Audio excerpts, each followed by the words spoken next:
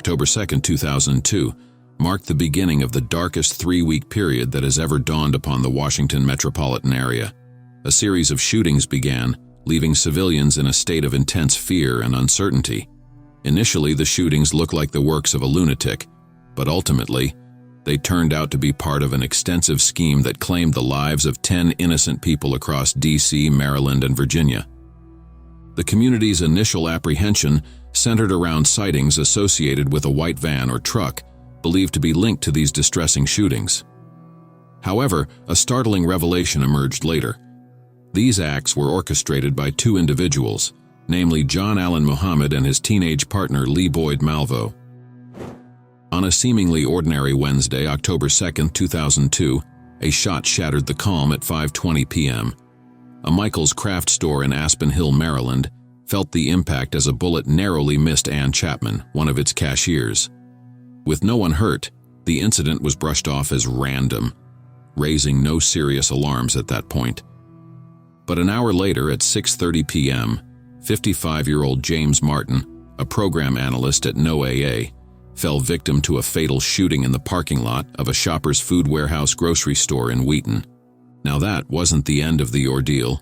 People had barely gotten the time to process the events of October 2nd when the morning of October 3rd brought a grim series of events, each unfolding within hours in and around Aspen Hill in Montgomery County. 4 individuals lost their lives in rapid succession. The distressing incidents continued into the evening in the Tacoma neighborhood of Washington, D.C. At 7:41 a.m., 39-year-old James L. Buchanan, a landscaper known as Sonny, was fatally shot at 11411 Rockville Pike near Rockville, Maryland, while tending to grass at the Fitzgerald Auto Malls. Minutes later at 8:12 a.m., Prem Kumar Walekar, a 54-year-old part-time taxi driver, was shot dead in Aspen Hill, Montgomery County, while refueling his taxi at a mobile station on Aspen Hill Road and Connecticut Avenue. Then at 8:37 a.m., Sarah Ramos, a 34-year-old babysitter and housekeeper, met her end at 3701 Rossmore Boulevard, Norbeck, sitting on a bench reading a book after getting off a bus. Shortly before 10 a.m., 25-year-old Lori Ann Lewis Rivera was fatally shot while attending to her Plymouth Grand Voyager at the Shell station in Kensington, Maryland, at the junction of Connecticut and Knowles Avenues. The snipers weren't done by the end of the morning either. They struck again, this time targeting Pascal Charlot, a 72-year-old retired carpenter. Walking along Georgia Avenue at Kalmia Road in Washington, D.C., he fell victim at 9:20 p.m. and passed away within the hour. What was common in each of these incidents was that a single shot, fired from a distance, claimed the lives of the victims, leaving no trace of the perpetrators. This distinctive pattern remained unnoticed until the consecutive shootings on October 3rd unfolded. Until then, no one had thought that they could be done by the same person. As word of the shooting spread, fear gripped the region. Chief of Police for Montgomery County Charles Moose held a press conference, reassuring parents by placing schools on a code blue alert and urging children to stay indoors where they were safe. Many parents chose to collect their children early, wary of school buses or walking routes. Lockdowns were initiated in Montgomery County Public Schools, District of Columbia Public Schools, and private institutions, with no outdoor activities allowed. Nearby school districts followed suit, keeping their students within school premises to ensure their safety. With minimal evidence available, the initial reports hinted at a white box truck hastily leaving the scene after the Silver Spring attack. However, following the incident in Washington, D.C., witnesses started recounting seeing a blue Chevrolet Caprice instead of a white box truck. Law enforcement initially suspected that the .223 caliber rifle was used in all the tragic murders. But then, Malvo and Muhammad expanded their targets and increased the time between their attacks, changing their strategy up. On October 4th, Caroline Sewell, a 43-year-old homemaker, sustained a chest injury around 2:30 p.m. while loading purchases into her minivan at Spotsylvania Mall's Michael's store. As the events escalated, hundreds of journalists flocked to cover the unfolding tragedies. Schools tightened security, canceled outdoor activities, and assured the public of every precautionary step to safeguard the children.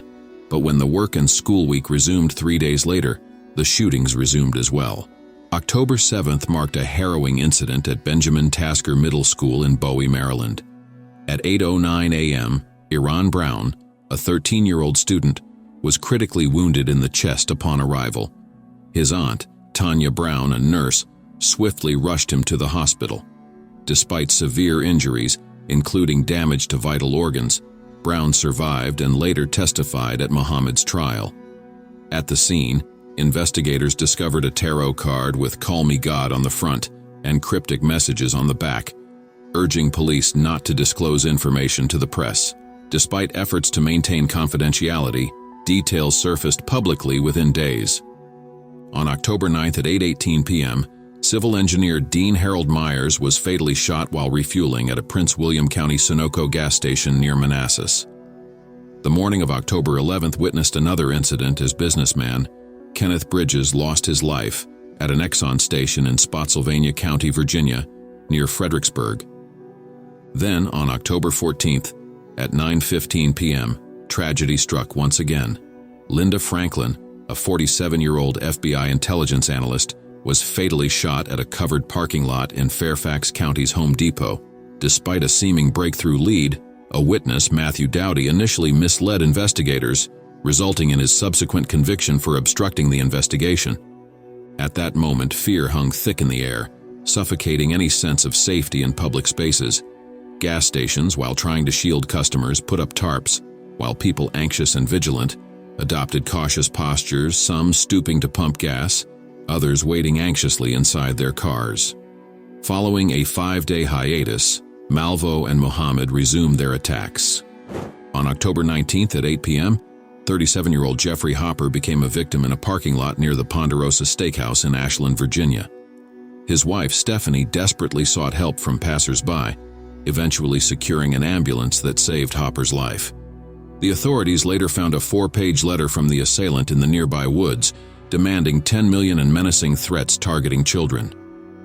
October 21st brought an unsettling turn of events when Richmond area police arrested 2 men near a gas station, one associated with a white van. However, investigations proved the men to be undocumented immigrants with no ties to the shooter. Despite their innocence, they faced invasive cavity searches and were remanded into federal custody, eventually being deported by the Immigration and Naturalization Service. The next day, October 22nd, marked another loss as Conrad Johnson, a 35-year-old ride-on bus driver, was fatally shot at 5:56 a.m. in Aspen Hill, Maryland. As the death toll climbed, Chief Moose disclosed a portion of one of the shooter's menacing letters, declaring the insecurity of children at any given moment. While no shootings occurred on October 23rd, the day carried significant weight. Ballistics experts confirmed Johnson as the 10th victim of the Beltway shootings. In Tacoma Park, Maryland, police scoured a yard using metal detectors, hoping to uncover bullets, shell casings, or any evidence linking to the shooters. Their search led to the seizure of a tree stump believed to have been utilized for target practice, adding a strange dimension to the investigation. During the initial 15 hours of the D.C. area shooting spree, 7 separate incidents resulted in 6 deaths, grabbing the attention of the North American media. By mid-October 2002, news networks offered live, extensive coverage of each aftermath, often spanning hours. America's Most Wanted dedicated an entire episode to assist in the shooter's capture, signaling the gravity of the situation. As the attacks unfolded, a sense of fear gripped the public, particularly in places like service stations and large store parking lots, frequent targets of the shootings. People fueling their cars at gas stations remained on edge, constantly moving to present a smaller target. Suggestions like Lisa Notgrass from Lake Jackson, Texas, proposed stationing tarps around fuel pump awnings for increased safety. Some sought refuge by fueling vehicles within guarded areas, like the National Naval Medical Center in Bethesda, Maryland, amid the guarded fence. Key government sites such as the White House, U.S. Capitol, Supreme Court, and the National Mall tightened security. Senate pages received dedicated police escorts, confined within their residence hall during the attacks. Initial reports linking the suspect to white vans and box trucks sparked suspicion among motorists. Following threats directed at children, School groups curtailed outdoor activities, prompting some districts like Henrico County Public Schools and Hanover County Public Schools to close for a day. Extra safety measures altered after-school routines, limiting children's time outdoors. Police presence in schools increased due to heightened fears. The release of Joel Schumacher's film Phone Booth was postponed due to concerns about potential distress among viewers, exemplifying the broader impact of the prevailing unease. During the disturbing weeks of the sniper attacks, the investigation was prominently overseen by Montgomery County Police Department's Chief Charles Moose. A coalition of law enforcement agencies including the ATF, FBI, Secret Service, Virginia Department of Transportation, and various police departments from affected areas collaborated closely to support the investigation. Police responses were swift, arriving within moments of reported attacks during the 3-week rampage. They secured roads, thoroughly inspecting all drivers, resulting in prolonged traffic halts. Law enforcement canvassed neighborhoods, gathering witness accounts and scrutinizing surveillance tapes for clues. By the evening of October 4th, forensic evidence connected the 5 October 3rd shootings and 2 on October 2nd to the same firearm. Witness testimonies were often fragmented, creating a challenging puzzle for investigators. Tip lines were inundated with information, including reports of a white box truck seen fleeing the Leisure World Shopping Center and a gray car speeding away from the Spotsylvania shooting on October 4th. The shooter wished to communicate with the police, prompting Chief Moose to relay cryptic messages through the media. Tarot cards, particularly the death card inscribed with enigmatic phrases, were left at several crime scenes. Misinterpretation of the messages fueled speculation, heightening tension. A telephone call from the shooter traced to a gas station in Henrico County, Virginia, narrowly missed police interception. During the call, the sniper hinted at a previously unsolved murder in Montgomery, later linked to a liquor store shooting in Montgomery, Alabama. Authorities connected fingerprints found at the Benjamin Tasker Middle School site to Malvo, eventually tying them to the Alabama crime scene. This breakthrough allowed the FBI to match these prints to Malvo's records from a prior arrest in Washington state. As the investigation delved deeper into Malvo's history, ties between Malvo and John Allen Muhammad emerged, shedding light on their connection and potential motives. Despite the slow appearance of progress, federal authorities were quietly gaining ground in their investigation, uncovering leads in different states like Washington, Alabama, and New Jersey. Their focus zeroed in on Muhammad's ex-wife who lived close to the Capitol Beltway in Clinton, Maryland, neighboring Montgomery County. They also gathered information about a vehicle Muhammad purchased in New Jersey. It turned out that Muhammad's 1990 Chevrolet Caprice from New Jersey had caught the attention of patrol cars near various shooting spots across multiple states. Oddly, despite these sightings, the car wasn't stopped because law enforcement databases didn't flag it as linked to any criminal activity. Their attention was fixed solely on the elusive white van. Interestingly, on October 3, 2002, Washington, D.C. police stopped the Caprice for a minor traffic issue just hours before Pascal Charlot was shot.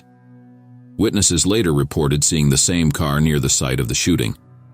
Then, on October 8, 2002, Baltimore police encountered a dark blue Chevrolet Caprice near the Jones Falls Expressway, where the driver's license didn't match the vehicle's New Jersey registration. Although suspicious, resembling the vehicle connected to an earlier D.C. shooting, the officers didn't extensively question the occupants or search the car. Authorities swiftly alerted the public and law enforcement agencies to watch for a dark blue Chevrolet Caprice, a marked shift from the earlier hunt for a mysterious white box truck based on reported sightings. Surprisingly, the Chevrolet Caprice had a history as an undercover police car in Bordentown, New Jersey, adding another layer to the puzzling vehicle's past. The series of crimes finally came to an end around 3:15 a.m. on October 24, 2002, when Muhammad and Malvo were discovered asleep in their car at a rest stop along Interstate 70 near Myersville, Maryland. Their arrest on federal weapons charges came after two people made 911 calls from the rest stop, tipping off the authorities. Only 4 hours before this, Montgomery County Police Chief Charles Moose had conveyed a cryptic message to the sniper through the media, stating, You have indicated that you want us to do and say certain things. You have asked us to say, "We have caught the sniper like a duck in a noose." We understand that hearing us say this is important to you. The first responder at the scene used his light blue unmarked police vehicle strategically to block the exit, positioning it between two parked tractor trailers. As more troopers arrived, they swiftly sealed off both entrance and exit ramps, concealing the growing police presence of the suspects. Later, troopers commandeered a tractor trailer driven by Ron Lance, using it to fortify the exit, preventing the suspects' escape. With their route cut off, SWAT officers moved in for the arrest. Inside Muhammad's car, authorities discovered a stolen Bushmaster, .223 caliber weapon, and a bipod in a bag. Ballistics tests later confirmed that the seized rifle was connected to 11 of the 14 shootings, including one incident where no one was injured. The attacks unfolded using a stolen Bushmaster XM15 semi-automatic .223 caliber rifle equipped with a Bushnell holographic weapon sight, effective at distances of up to 300 meters, discovered in the vehicle. The Chevrolet Caprice's trunk had been altered into a rolling sniper's nest, adapted with a modified back seat, allowing access to the trunk, enabling the sniper to lie there without being seen and take shots through a customized hole near the license plate. Regarding motives, the investigation hinted that Muhammad wanted to harm his second ex-wife, Mildred, believing she'd distanced him from their children. It was proposed that the other shootings aim to camouflage this motive, suggesting a serial killer's random targeting to divert police attention. Muhammad frequently visited Mildred's neighborhood during the attacks, some happening close by, and he'd previously made threats against her. Although Mildred asserted that she was the intended target, with an officer allegedly mentioning it to her, the judge barred prosecutors from presenting this theory at trial, citing insufficiently firm links. During his imprisonment, Malvo wrote jumbled narratives about a self-proclaimed jihad against the United States. His erratic musings, which included references to Osama bin Laden, Saddam Hussein, and characters from The Matrix, were deemed irrelevant. Investigators seemingly discounted terrorism or political motives. However, a Virginia court in one murder trial found Muhammad guilty of acting under the direction of terrorism. During Muhammad's 2006 trial, Malvo claimed that the killing spree aimed to abduct children for ransom and create a camp to train them to cause chaos across the country. He mentioned Muhammad's hatred for white people, expressing a desire to kill 6 white individuals daily for a month and targeting pregnant white women, stating that Muhammad believed the white man is the devil. Before the trial, Chief Moose took part in a publicity campaign for his book on the sniper investigation, appearing on Dateline NBC, The Today Show, and The Tonight Show. Assistant Prince William County Commonwealth's attorney James Willett, in an interview with The Washington Post, expressed confusion as to why someone from law enforcement would risk harming the case or influencing potential jurors by doing this. Defense attorneys requested a change of venue, which was granted.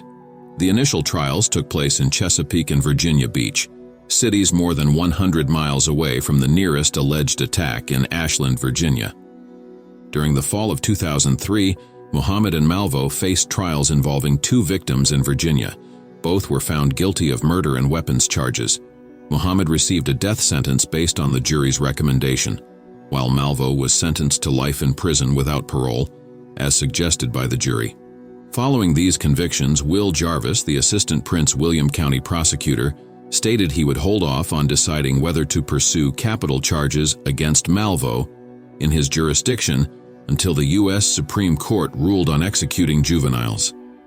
Meanwhile, in a separate case in Spotsylvania County, Malvo pleaded guilty in October 2004 to avoid a potential death penalty, agreeing to additional life imprisonment without parole. His trial in Prince William County had yet to occur. In March 2005, the Supreme Court ruled that executing individuals for crimes committed while under 18 violates the 8th Amendment. Considering this decision, Prince William County prosecutors dropped the charges against Malvo. While Malvo could no longer face the death penalty due to being 17 at the time of the crimes, extradition remained a possibility to Alabama, Louisiana, and other states for prosecution. At the time of this ruling, Malvo, age 20, was held at Virginia's high-security Red Onion State Prison in Pound-Wise County. Muhammad, along with his partner Malvo, targeted innocent victims randomly, noted Virginia Supreme Court Justice Donald Lemons. With meticulous planning, premeditation, and a disregard for life, Muhammad carried out his cruel plan of terror. Muhammad's death penalty was upheld by the Virginia Supreme Court on April 22, 2005, asserting that the murder constituted an act of terrorism, referencing the note demanding $10 million. The court dismissed defense claims that Muhammad couldn't receive the death penalty because he wasn't the triggerman in the killings associated with him and Malvo. On September 16, 2009, Judge Mary Grace O'Brien scheduled an execution date for November 10, 2009, via lethal injection. Despite his attorney's efforts, the U.S. Supreme Court declined to halt the execution, and a plea for clemency from Virginia Governor Tim Kaine was also denied. The execution took place at the Greensville Correctional Center in Jarrett, Virginia, on the set date.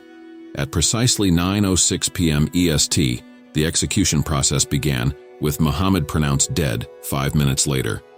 Reportedly, when asked for his last words, Muhammad remained silent. His execution was witnessed by 27 individuals, including family members of the victims. Regarding the trials in Maryland, Virginia, and Maryland, had agreed to allow Maryland to proceed with prosecuting charges there, specifically where most of the shootings occurred. Rumors circulated that Malvo and his legal team were open to negotiations, leading to Malvo waiving extradition to Maryland. However, Muhammad and his legal team fiercely opposed extradition to Maryland. Despite their efforts, a Virginia judge ordered the extradition in August 2005. Maryland authorities agreed to transfer both Muhammad and Malvo back to Virginia following their trials.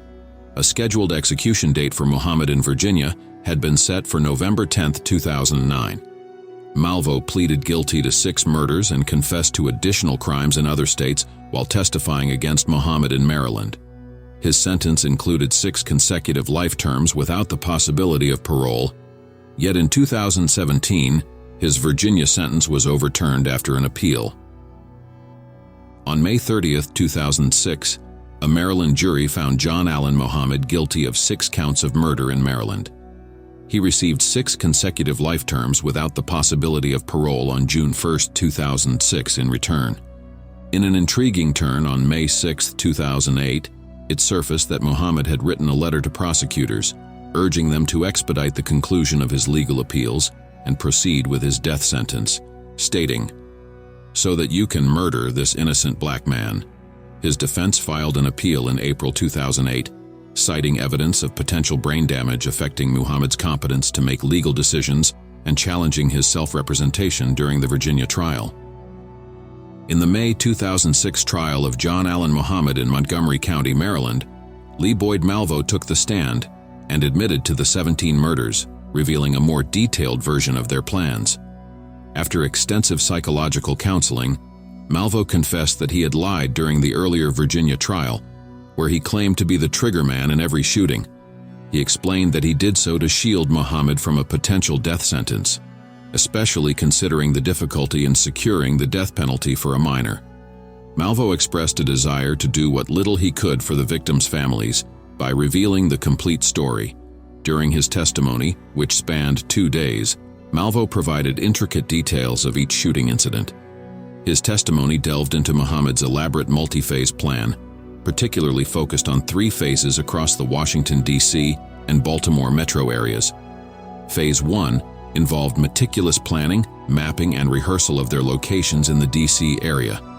The plan was to swiftly depart each shooting site along a pre-planned route to move on to the next location. Muhammad aimed to execute 6 white individuals daily for 30 days in Phase 1.